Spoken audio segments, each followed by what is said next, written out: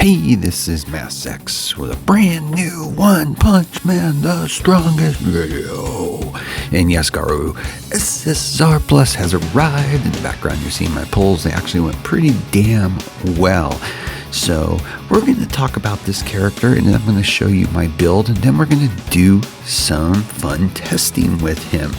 And just in case you forgot, his basic attack is just attacks a single target for 120% of attack, no big deal.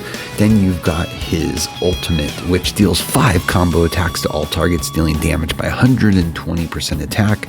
Grants specialized berserk to allies in the same row. First strike will also deal berserk damage by 200% of his attack with a chance of crit. Consumes 150 energy gauge. And then, of course, we've got the passive. When battle begins, reduces attack of all enemies by 30% for 1 turn. From the beginning of turn 2, grants himself 45% injury damage reduction. Permanently increases HP based off of its scales, off of where you have him at. And then, of course, we have the core skill. This is what this character is all about. This is why everybody should be pulling for him. Basically, basic effect grants 3 energy points every turn, grants 2 energy points when any support character launches follow-up, triggers once per turn. When any ally takes fatal damage, they enter specialized unyielding, ignores all incoming damage, and replaces unyielding and won't be affected by ignore unyielding. Effect disappears after actions of any 4 characters. Recover HP by 100% of max HP. Triggers twice per character every battle. Absolutely crazy. What you do is you deploy 2 grapplers and 2 espers. So very easy to build this lineup up. Very easy. So yeah, I mean, hopefully you are pulling for him. This character is without a doubt worth getting. Solid character. And it even goes further than that when you really look at what's available to this character, including his 5P skill upgrade. Not necessary, but when battle begins, reduces attack of all enemies by 40% for 2 turns, grants himself 50% injury damage reduction, and permanently increases HP. Not bad at all. And of course, when you 5-star his passive, okay, get that keepsake on him and get that passive going. That passive at 5 stars, when battle begins, reduces attack of all enemies by 30% for 1 turn. From the beginning of turn 2, grants himself 45% injury damage reduction. So yeah, you gotta love all this. He's just got a really nice kit on him. And he's just going to be relevant for a very long time because there just really isn't any other cores coming in 2024. And, then it comes down to how you want to build him. Of course, you're going to be building him with attack. That's why I kind of went over what he has. To really maximize, you really need to go ahead and use attack on this character in the best case scenario. That is what you're going to go for, attack percent and attack for all your gearing on this particular character. Attack percentage, of course, on buff gears. And if you can get some crit, great, goes well with him, but it's not the end of the world. So he's pretty easy to gear, and you don't have to go crazy for him to still make him effective. That's what the good news is. So if you just got him and you can't keepsake him and you can't get him up as high as you want, he's still going to be better than any other option out there on the monster side in particular for so long. And then for every other aspect of the game, he is going to basically creep past bomb, and he will be shown as the basically the champion of cores coming at you. So right now we're going to go ahead and start awakening this baby here. I've been saving resources, as well as, sorry to say, we should put the funeral music on, My RMG is going to be getting gutted to do this character. So I'm sorry, RMG. I promise I'll do work on you slowly to get you back up there, because I do think you're a worthy unit to keep. But for right now, I want to focus on testing with this particular character.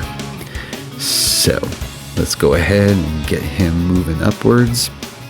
And I'll probably cut out of this in a second and cut back in. I went as far as I could for right now, so let's go ahead and give you guys the breakdown on this character. All right, so I went ahead and put him in training so I didn't have to level him up, but his character skills are at 22, as you can see, and level 116. He is limit broken to 6 stars. I will go no further with him. It is the most cost effective 5 stars, and it gradually goes down after that. 7 stars is ridiculous. I was able to get him almost to 3 stars after extreme training today. I will, so that's good news. His character journey basically is all open except for the bottom, as well as I've only got talent 2 open right now. I still got to keep working on it and get talent 3 open up for this character. Looking at his gearing, of course, his keepsake was only able to get 2 starred because we don't have the keepsake yet. His exclusive badge, I was able to do all 6, so that is nice. His gear, I have all attack percentage on him, of course, as we've spoken about. I am using, because I took it off of my RMG, a machine set, a drive set, which at least he gets the 30% all damage reduction. Of course, attack and HP are increased, and his buff gear, as you can see, they're all attacks. Like I said, all from RMG. I have 2 attack percentages, so that's nice on here, but all with the attack buff on there. So yeah, they're going to need some more work, the buff gears, but looking pretty good right now. His final stats as stands, his attack is at 1.3 million, and his HP is almost at 5. So not bad at all. Don't really care about the speed with this character. Would like some more crit, but I'd rather have the attack over that. So his crit's only at 42. Yeah, so looking pretty good. So let's go ahead and talk about some lineups with this character. So when you're thinking about lineups with this character, for what we have currently, it's going to change as more characters come out. You know, optimally, he works very well with Atomic Samurai, as well as Phoenix Man. But for right now, we got to look at the characters we have. So looking at those, you're looking at, first off, he does not need to have speed. So basically your Geryu, you're going to probably most likely, he will be on your non-speed line. So keep that in mind. And then of course you're going to use your Speedster, your Sonic version 2, your King SSR Plus, etc. Then since you have to have 2 reds, 2 purples, right now, CK SSR Plus probably makes the most sense for everybody. Most people have them. Makes a lot of sense. For your second red, it could either be Watchdog Man, but the preferred is probably Galewind because of the follow-up, so it does have good synergy with this particular character, core, with Geryu, so it makes a lot of sense to use Galewind if you have that character. Of course, there are other follow-ups out there that you could use, such as Garu, but right now that's what I'm looking at. Then you can really fill out the last 2 spots with what you think your needs are. So given the kind of damper on Metal Bat, I'm going to do some testing. It's going to either be for me, my Child Emperor, just because of that extra healing, and my Boros for that protection. But again, you could be looking at, of course, RMG, of course, is a worthy one. Durable Tornado is going to be a good one. It's really just going to be what your options are right now out there. But, you have some flexibility, so that's the good news. So we're going to go up with a lineup with this and just do some arena right now and see what happens. So let's go ahead and we'll just watch. So But then we'll go into Peak Arena and do a separate monster team. Much easier to set up with that. So yeah, you know, it's just such a solid core.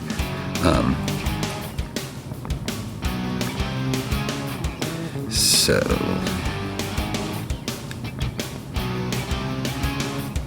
I want to see how their Metal Bat performs against us. I purposely left Metal Bat out. Metal Bat just gets pretty much nerfed. So, but let's see how this works out. But yeah, I hope everybody's pulling. I hope everybody's having good luck with this. I've literally had like 3 hours of sleep because I literally could not believe everything that dropped in the last 48 hours I've had to deal with, game-wise, and of course One Punch Man World. So I was pushing to get through that. I wanted to get the reroll information out there since it was completely different than what was for the closed beta. I'm going to have 2 follow-up videos coming up on that once I can finish editing them, hopefully in the next 12 to 24 hours at the latest. But yeah, I'm really excited to use this core out and see how it works out. I think I'm going to move my Galewind to the middle. I don't know what I was thinking leaving Galewind on the side. I prefer in the middle, honestly. I don't mind having my CK off to the side at all. Ooh, I like the way that looks. I can't wait to see what it looks like with the keepsake on there. I hope they do a better job. I really like the Child Emperors and Boroses, but here we go. So, Mr. Metal Bat.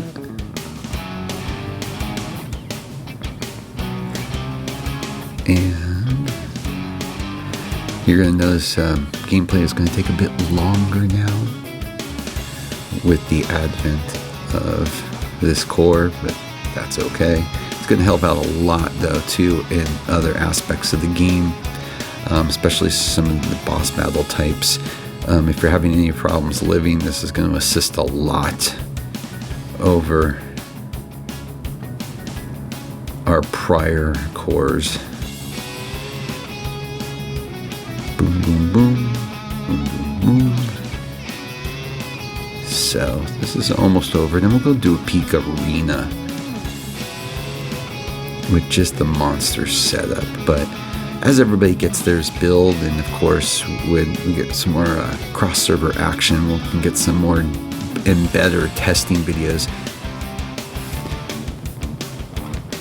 I should be able to get some more today, especially with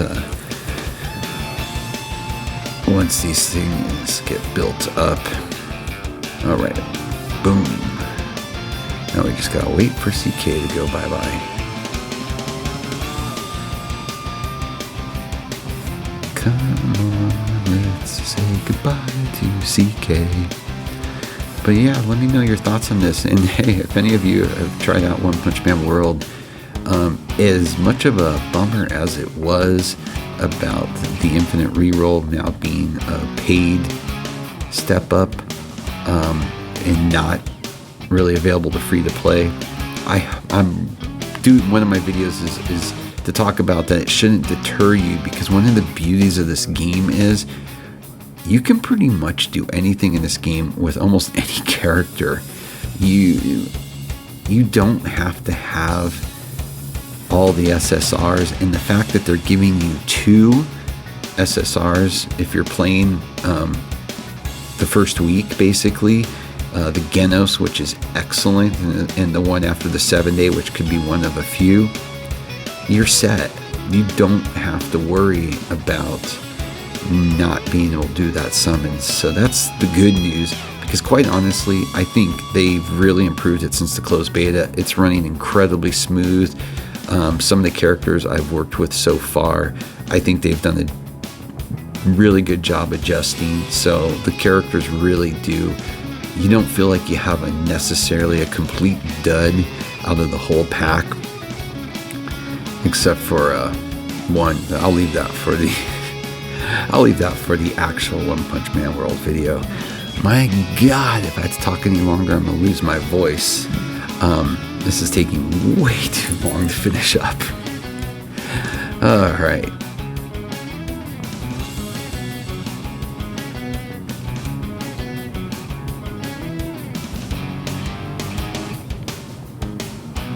Come on.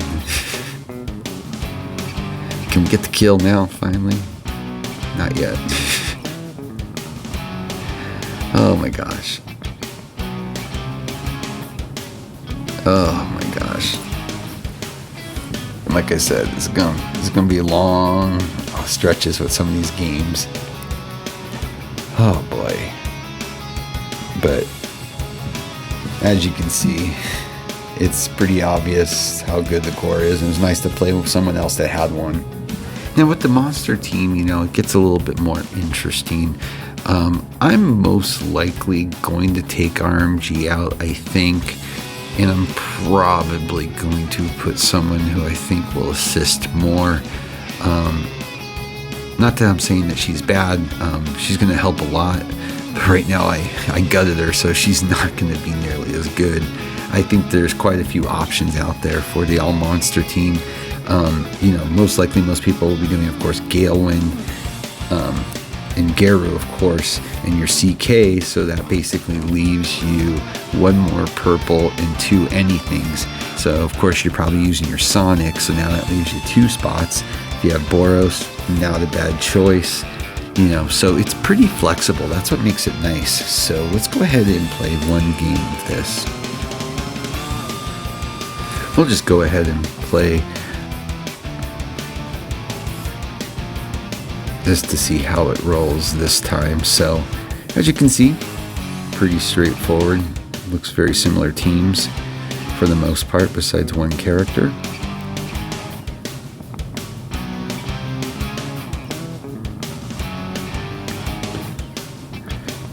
So yeah, you're not going to see a lot of variances in these teams right now. As the remainder of the year, and like I did in my prior video a few weeks ago, kind of laying out the remainder of 2024, it's going to be really easy for free-to-plays to save and focus on whatever characters they want to finish out their team with, because there really isn't anybody that I would call a must-get. I think Atomic Samurai is absolutely amazing.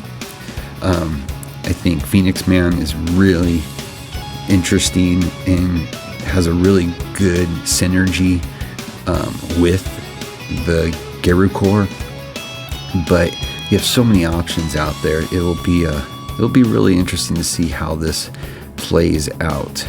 So, all right, RMG ain't killing anybody. This should hurt him. Yeah.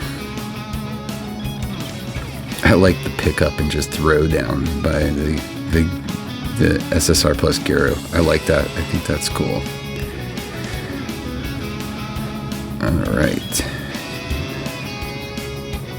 All these follow-ups and the lowering of attacks out of the gate, all that just prolongs these battles. But that stun is going to help out. This may end this a little bit quicker than the last battle. But yeah, let me know what you're thinking for your team comps. You know, you got a lot of flexibility with this core. You gotta love it. Not like Bomb, you know. Only having to do 2-2 red-purple makes it really simple, and you can get creative as things progress in this game. So, with more SSR pluses coming out. All right, just gonna wrap this one about up here in a second, but.